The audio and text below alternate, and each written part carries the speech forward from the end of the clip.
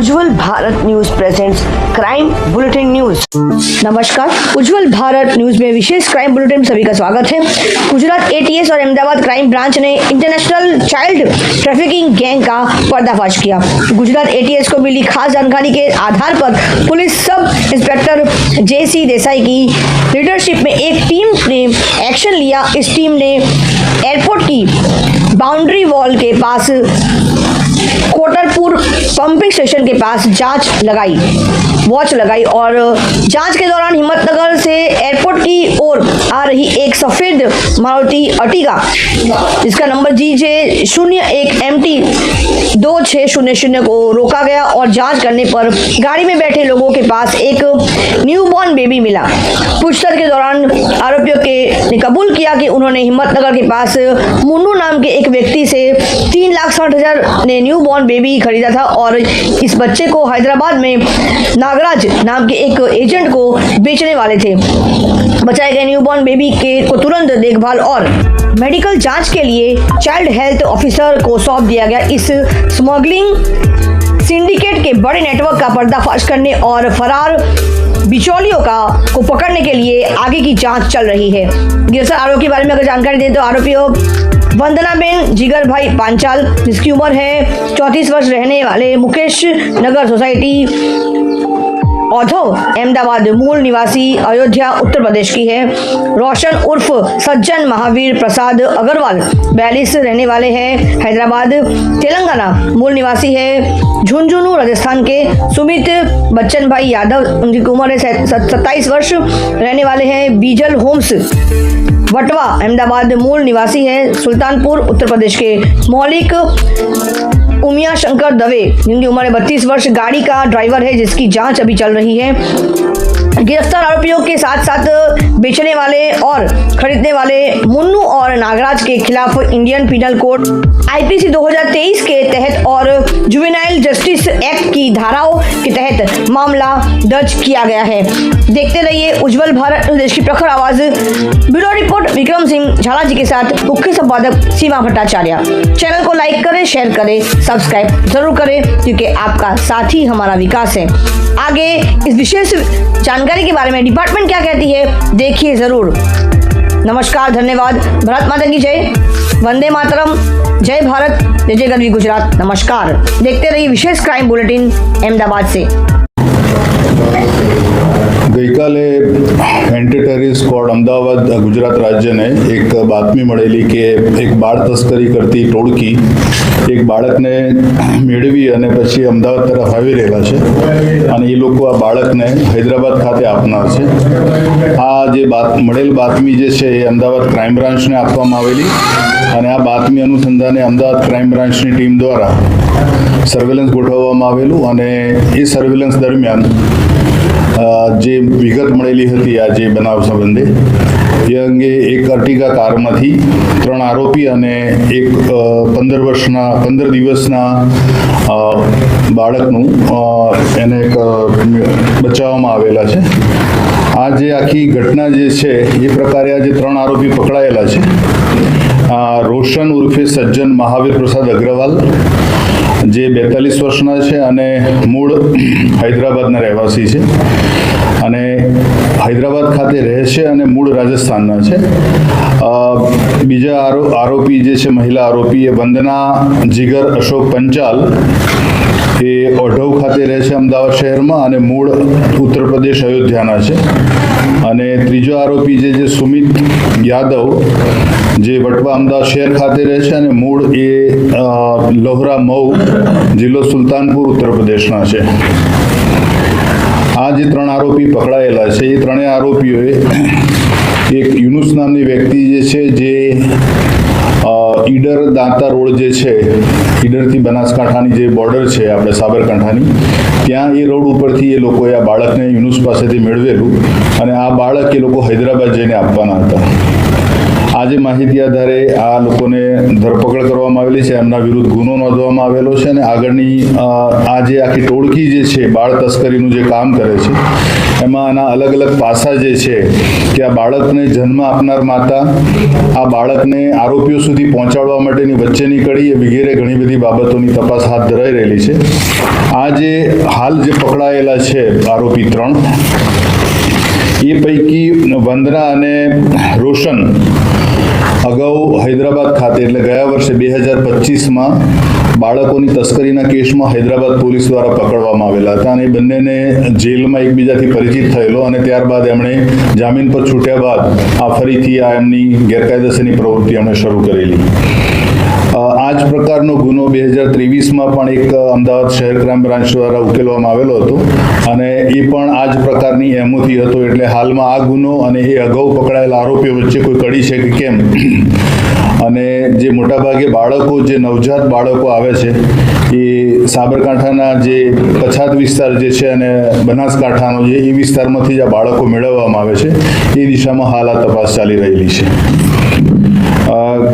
આ જે પણ અલગ અલગ જે તપાસના પહેલું છે એ પ્રમાણે અલગ અલગ ટીમો હાલ ક્રાઇમ બ્રાન્ચની આ ગુનાની તપાસના કામે લાગેલી છે અને ટૂંક સમયમાં આ ગુનામાં સંડોવાયેલા અન્ય આરોપીઓની પણ ધરપકડ થવામાં આવનાર છે.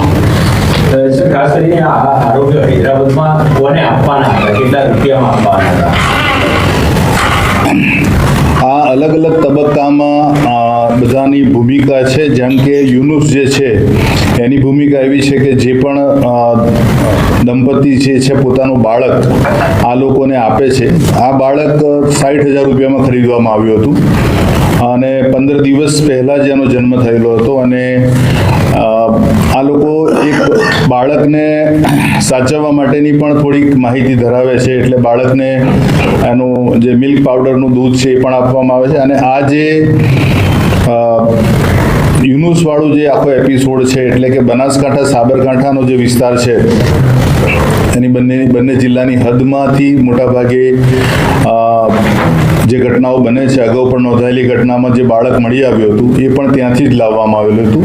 એટલે એક યુનુસવાળી ભૂમિકા અને ત્યાંના જે આખું એક ગ્રુપ છે એની એક અલગ તપાસ છે. ત્યારબાદ આ જે બાળક મેળવી અને હાલના આરોપી જે પકડાયેલા છે એ 3 આરોપીઓનું કામ એટલું છે કે એમણે આ બાળકને લઈને હૈદરાબાદ ખાતે આપવાનું છે અને હૈદરાબાદ ખાતે ત્રીજો તબક્કો શરૂ થાય છે કે જ્યાંથી બાળક રિસીવ કરી અને બાળક આગળ જે તે જગ્યાએ એને વેચવામાં આવે છે. એટલે આ પ્રકારે 3 તબક્કામાં અલગ અલગ નીડ ટુ નો બેઝિસ ઉપર આ કામગીરી હાથ ધરાઈ રહેલી છે એમના દ્વારા અને આ ગેરકાયદેસરની પ્રવૃત્તિમાં હજુ બીજા ઘણા બધા લોકો સંડોવાયેલા હોવાનું શક્યતા રહેલી છે. એટલે 3 ટીમો આ પ્રકારે અલગ અલગ પહેલું પર કામ કરી રહેલી છે.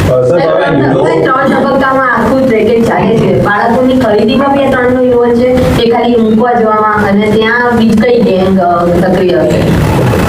મેં જે હાલ હમણાં કીધું એ પ્રકારે જ કે જે સાબરકાંઠા અને બનાસકાંઠાની જે હદ છે એ વિસ્તારોમાંથી બાળક મેળવવાનું કામ યુનુસ કરી રહેલો છે. અગાઉના કેસની સિમિલારિટી જોઈએ તો એ કેસમાં પણ આ જ પ્રકારે એ જ વિસ્તારમાંથી બાળક મેળવવામાં આવેલું હતું. એ બાળક અમદાવાદ ખાતે લાવવામાં આવેલું અને અમદાવાદથી હૈદરાબાદ જતી વખતે પકડાયેલું હતું. આ જ પ્રકારે આ એમોમાં હાલ જે અત્યારે બાળક આપણે એને બચાવ્યું છે એ બાળક પણ ત્યાંથી જ લાવવામાં આવેલું છે અને જે આરોપીઓ જે છે એ અમદાવાદથી અર્ટિગા કાર ભાડે કરી અને ત્યાં ગયેલા. ત્યાંથી પરત આવતી વખતે બાતમી આધારે જે આપણને માહિતી મળી હતી એ માહિતી આધારે એમને અમદાવાદની હદમાંથી પકડવામાં આવેલા છે. આ જે અહીંયાથી લઈને જશે બાળકને એ લોકો હૈદરાબાદ જઈને ત્યાંના એમના સંપર્કને આપી દેશે. પછી એ બાળક આગળ ક્યાં જતું હોય છે એ આ 3 જણને ખબર નથી હોતી.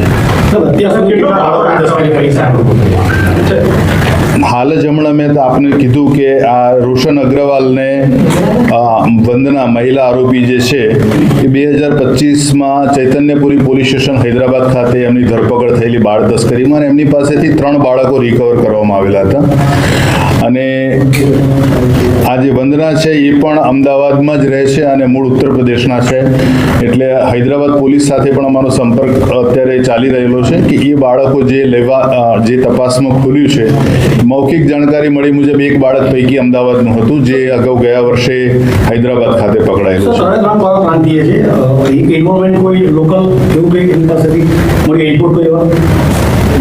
આ જે બાળકો નવજાત શિશુઓ જે પ્રકારે વેચાય છે અને જે પ્રકારે અન્ય જગ્યાએ ખરીદવામાં પણ આવે છે, એની આખી જે મોડસ ઓપરેન્ડી છે આરોપીઓની અને જે ખરીદનારાઓની જે પણ જરૂરિયાત અથવા તો માનસિકતા છે એ બાબતે પણ તપાસ હાથ ચાલી રહેલી છે. આજ મેં અગાઉ પણ રિપીટ કર્યું છે કે જે અગાઉ ગુનામાં જે પકડાયેલા આરોપીઓ હતા અને હાલના આરોપીઓની એમો એક જ સરખી છે, વિસ્તાર પણ એક સરખો છે. એટલે આ તપાસ દરમિયાન આ ત્રણેય તબક્કા ઉપર સઘન તપાસ હાથ ધરવામાં આવશે.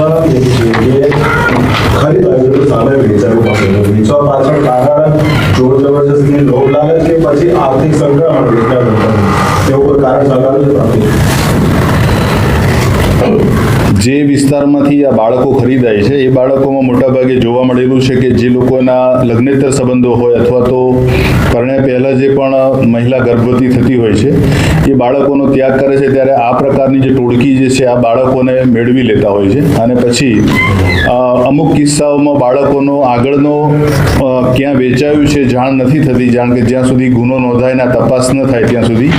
અમુક કિસ્સાઓમાં નિસંતાન દંપતી પણ આ પ્રકારના બાળકો લઈ લેતા હોય છે. આનામાં સર દંપતીનું વેચવાનું કારણ આર્થિક સંક્રમણ કે શું એ એ દિશામાં તપાસ હાથ ચાલી રહી છે. યુનુસના સંપર્કમાં પકડાયેલા 3 આરોપીઓમાંથી કોણ હતું? આ ત્રણેય આરોપીઓ એના સંપર્કમાં હતા. કેવી રીતે સંપર્ક થયો હતો તે અંગે કોઈ જાણકારી? એ જે આ 2025નો કેસ જે છે હૈદરાબાદનો, એ વખતે જે એક બાળક અમદાવાદથી જે આપવામાં આવ્યું છે એ સમયે પણ યુનુસના સંપર્કમાં એ લોકો આવેલા હતા. યુનુસ પાસેથી ખરીદ્યું, આ લોકોનું કમિશન કેટલું હતું, નાના કેટલા વેચવાના એ બધી ડિટેલમાં વિગત કમિશનની ને બાકીની બધી અત્યારે હાલ પૂછપરછ ચાલુ છે. એ પણ આગળની વધુ તપાસમાં અમુક જે પ્રશ્નો છે એના ઉત્તર મળી શક્યા. બાળકના મૂળ માતા પિતા સુધી પહોંચવા માટે હવે શું કરવા? Thanks for watching UP News. Like and comment and don't forget to subscribe for latest updates. Subscribe our channel.